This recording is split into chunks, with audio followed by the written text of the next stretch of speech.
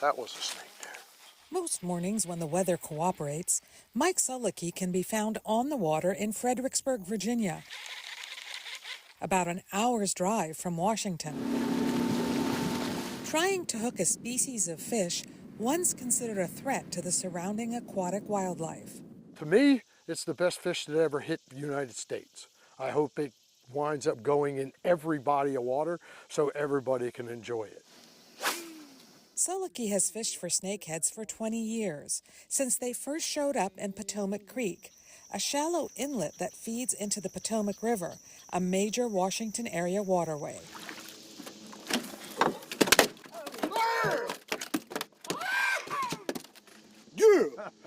The water's very shallow, it gets very grassy, and that's their perfect habitat.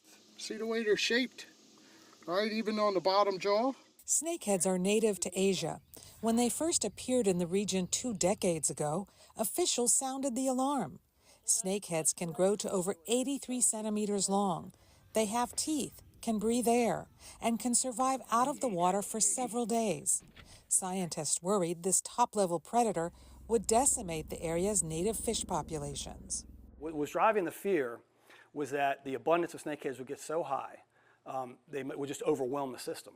That never happened. Fisheries biologist John Odenkirk says snakeheads didn't take over the waterways in part because predators, including birds and other fish, found them. And he says the snakehead's natural prey, including smaller fish, instinctively adjusted to its presence. So the species they're eating the most of are not declining. So that, and again, if you look at the numbers of them out there, that would suggest they're not having an impact. Plus, there's a market for snakeheads. Their firm, mild-tasting white fish meat makes them a sought-after delicacy, Sulicki says. Like swimming chicken. It's the most heartiest piece of meat that you'll ever get. Even though snakeheads haven't had a noticeable negative impact on the ecosystem, Odenkirk isn't ready to give the invasive species the all-clear. They get in somewhere different, maybe where we have a threatened or endangered fish, where there's not as much diversity in the fish community. There could be some impacts, unwanted impacts in a situation like that. So that's the hesitancy to sort of embrace the fish all across the board.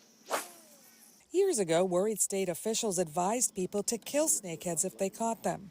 But a recent state survey showed that about 40% of people who catch this prize fish now release it back into the wild. Dora Mekouar, VOA News, Fredericksburg, Virginia.